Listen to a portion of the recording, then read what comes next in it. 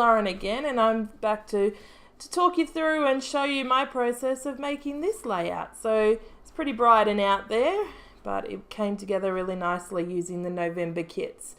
And just quietly, or not quietly, I can't believe it's the end of November and we are edging on crazy season and the end of the year. I just can't believe 2018 is nearly finished, and so you all know, I have not officially started 2018 album, and I have to work on that, I guess, when I have my 2 weeks off at Christmas. That will be the plan, to get some printing and happening. Yeah, I just can't believe I've done some random photos but nothing in order.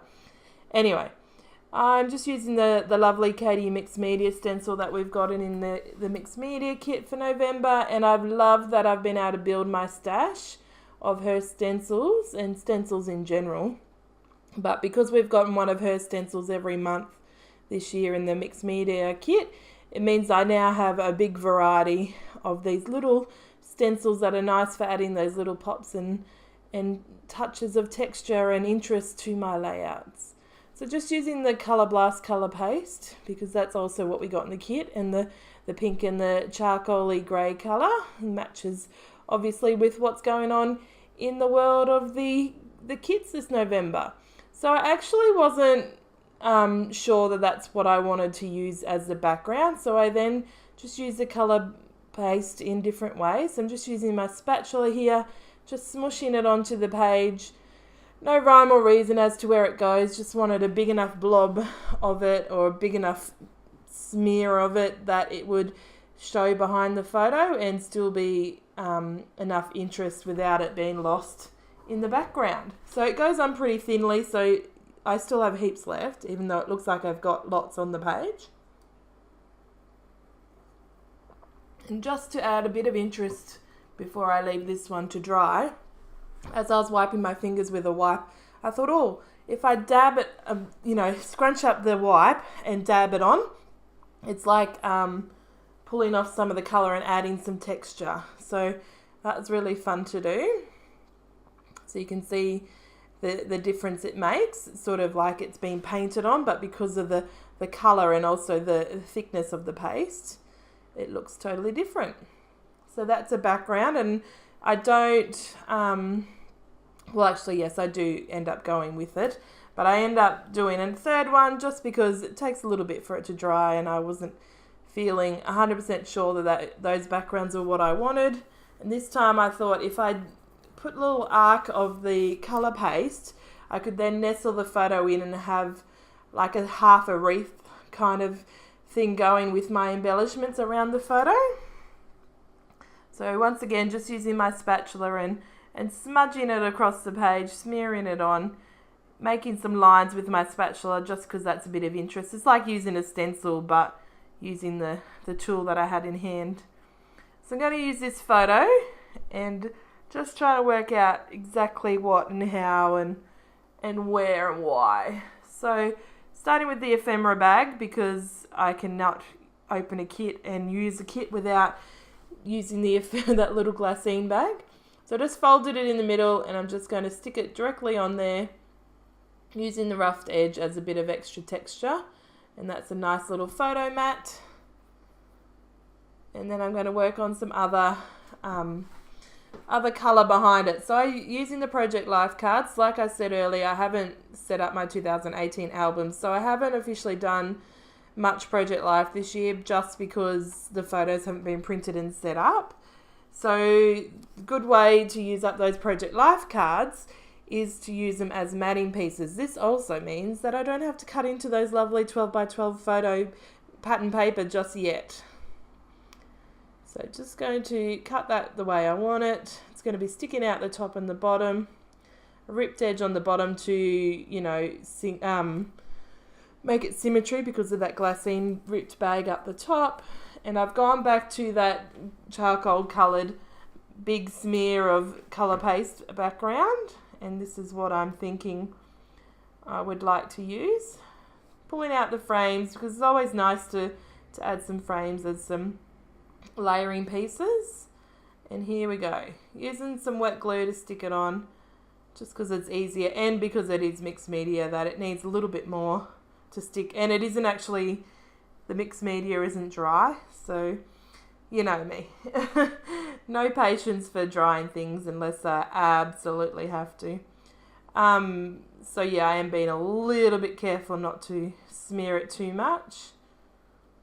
Get it on my fingers because then obviously it's going to get on my ephemera and anything that I touch. So just, because I use wet glue, it does take a little second to sit down. And I've just using those, not photos, flowers. Oh my god, it took a long time to remember that word. I'm just using the flowers that I painted in the previous design team layout that I made. I've just painted them with some water and some acrylic paint. If you want to check that out, then go check out the previous layout that I've made up on this channel. And I'm just going to layer them in and behind, just adding some pop of colours. Because the background is that charcoal colour paste, they are popping immensely and it is just so nice to see. And the good thing is, because I painted them all in a colour scheme, they all just go together so nicely, just like the previous layout, which is one of my favourites. So adding in that butterfly that I just couldn't make work last layout, and I'm going to make a cluster there obviously to the bottom left of my photo and then the top right of my photo, incorporating those frames on that bottom left. Well, the frames aren't on the bottom, I mean in the cluster, incorporating them into the cluster on the bottom left. I don't know what's with my head.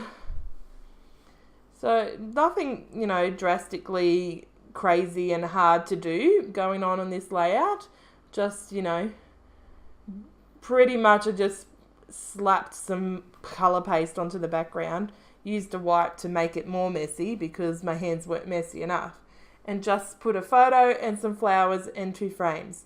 Like, this is as basic as it could get in terms of technique, but it is pretty different and pretty striking when you think about the layout as a whole.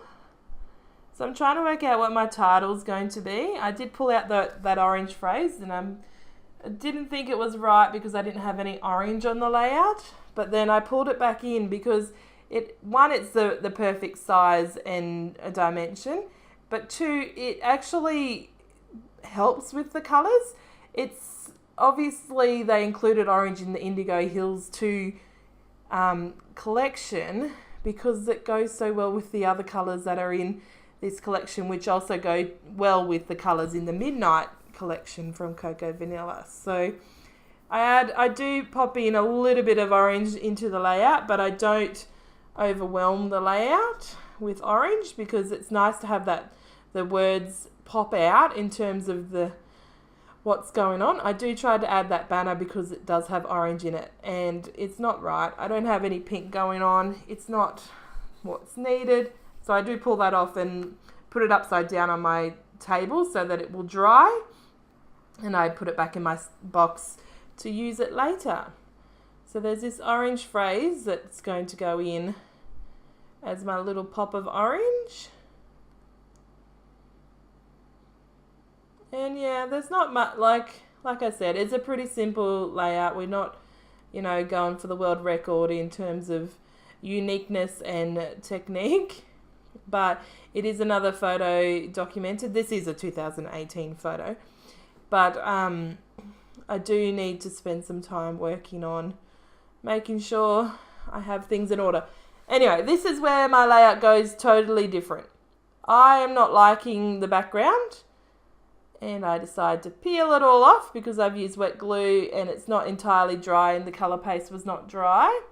I'm able to pull it off, and I just use that whole photo mat and cluster all connected together and put it straight onto this original mixed media background, and it just works so much better. The background works with the orange, and then those little pops of the purple and the black are a nice little hint of mixed media and texture without being overwhelming. I like it. But let me know down below which one you prefer. Do you like now that I've moved it to this 12 by 12 wood looking print, or did you like it more on that original charcoal mixed media smear background? Be interesting to know, because if I'd left it on there, it wouldn't have been the end of the world. However, in that moment, I was like, nah, it's not working for me. And I was able to successfully pull it off and reattach it to this page, which made a huge difference. Obviously, not every time can you pull off the whole photo in cluster, unless you're not gluing down to the background. I've seen people, who does it? Lauren Hender, I believe, does it. She glues the ephemera to the photo so that she can still move things around and add things to her background if she wants to later in the piece, and then glues it all together as one, as much as obviously possible. I'm pretty sure it's her. And I'm sure there's other people as well. So just adding some stickers because I needed a little pop of different texture. Stickers, even though they're flat like die cuts ephemera pieces, they have a different look to them because they're either matte or glossy. But because of that, they do have a little bit of difference to the die cuts. But they also add in different icons and phrases and things like that, because there'd be no point making a collection where the stickers were exactly the same as the die cuts, and the die cuts were exactly the same as the titles and the puffy stickers. And, you know, like, there is obviously themes and similarities, and some things are same, but there is totally differences in, you know, sizing, in total difference in terms of wording and icons and things like that. So hats off to those people that design collections, because they are amazing in terms of making things work and making colours coordinate and things like that. Anyway, tangent much. So I'm just going to add some black splatters with my spray mist, and that's just to add in that black, pops of black that are in the background with the colour paste, and just lightly bring it all in. I did add some black stickers with some phrases that help bring that in as well. And then we're going to call it a day and show you the close-up. So I hope you enjoyed this video today, and I'll see you back for the next project. And then all of a sudden, it's going to be December reveals and December scrapbooking time. So I'll catch you for all those goodness and all the goody things that are happening right now. So I'll see you next time. Bye.